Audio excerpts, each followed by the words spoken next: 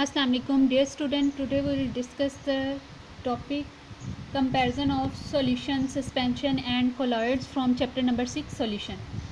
तो बेटा अब तक हमने जो है वो सॉल्यूशन के बारे में तो काफ़ी डिस्कस किया है, तो यहाँ पे हम लोग आज जो हम इसका कंपैरिजन पढ़ेंगे वो हम सिर्फ सॉल्यूशन और कोलॉइड्स का पढ़ेंगे। ठीक है, तो देखते हैं हम इनमें क्या डिफरेंस है, और ये बड़ा इंपॉर्टेंट लॉन्ग क्वेश्चन है बोर्ड के पॉइंट ऑफ व्यू से भी।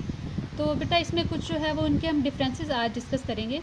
सबसे पहले अगर हम इनके साइज़ की बात करें, पार्टिकल्स जो होते हैं उनके साइज़ की अगर हम बात करें सॉल्यूशन और कोलॉइड्स के, तो बेटा जो सॉल्यूशन है उसमें पार्टिकल जो होते हैं वो बहुत सिंपल स्मॉल होते हैं। ठीक है, पार्टिकल जो होते हैं वो मॉलिक्यूल फॉर्म में भी हो सकते हैं, वो आयंस नेगेटिव और पॉजिटिव आयंस की फॉर्म में भी हो सकते हैं। ठीक है, और इधर हम अगर कोलॉइड्स की बात करें तो इनके पार्टिकल जो होते हैं वो सॉल्यूशन के कंपैरिजन में क्या होते हैं, थोड़े से लार्ज साइज़ होते हैं, और वो भी मॉलिक्यूल की फॉर्म में भी हो सकते हैं, आयंस की फॉर्म में भी हो सकते हैं। इधर जो हमारे पास सॉल्यूशन के पार्टिकल्स होते हैं इनका डायमीटर तकरीबन 10⁻8 सेंटीमीटर तक होता है। इसके अलावा बेटा आपको पता है कि जब भी हम सॉल्यूशन की बात करते हैं, अगर हम सॉल्यूशन की डेफिनेशन की बात करें तो हम उसकी डेफिनेशन में ये पढ़ लेते हैं कि solution is a homogeneous mixture. ठीक है, तो सॉल्यूशन में हमारे पास क्या है कि बेटा ये हमारे पास होमोजीनियस मिक्सचर होता है, यकजान होता है, सॉल्यूट और सॉल्वेंट आपस में पूरी तरह मिक्स हुए होते हैं। ठीक है, और जब आके हम कोलॉइड्स की बात करें तो ये भी हमारे पास जो है, अब इसका ये हमारे पास आ गया कि ये होता हेट्रोजीनियस है, यानी वो पार्टिकल आपस में कम्प्लीटली मिक्सेबल नहीं होते, लेकिन अपीयर यानी हमें नज़र इस तरह से आ रहा होता है कि जैसे ये एक होमोजीनियस मिक्सचर है, जैसे कि जेलीज़ हैं, ठीक है, या ब्लड है। अब उनको देख के आपको ऐसा लगेगा कि ये एक मिक्सचर है, यकजान होमोजीनियस मिक्सचर है।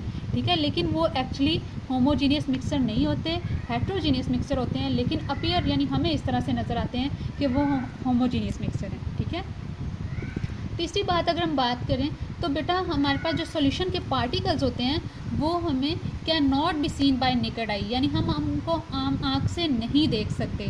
ठीक है, यानी अगर आप सॉल्ट है उसको वाटर में ऐड करके सॉल्यूशन बना के रख देते हैं तो क्या आप अपनी आँख से देख सकते हैं उसको कि इसमें जो है वो हमारे पास ये इसमें सॉल्ट है, आपको नज़र आ रहा होता है?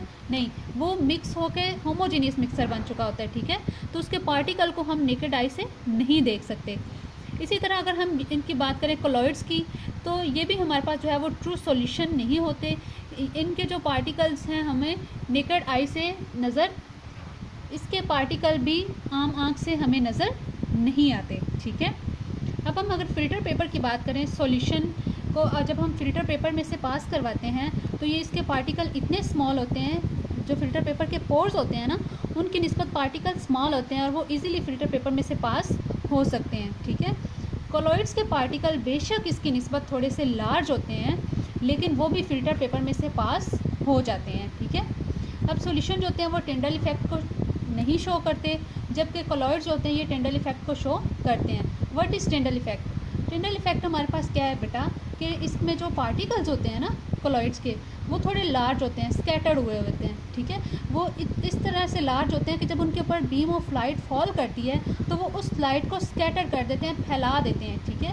तो इस इफेक्ट को बेटा हम लोग क्या कहते हैं, टिंडल इफेक्ट कहते हैं। ये बड़ा इंपॉर्टेंट शॉर्ट क्वेश्चन भी है कि particle of colloids are big enough to scatter the beam of light, this scattering of beam by particle of colloids is called Tyndall effect. तो यहाँ तक बेटा हमारा सॉल्यूशन और कोलॉइड का डिफरेंस ख़त्म है।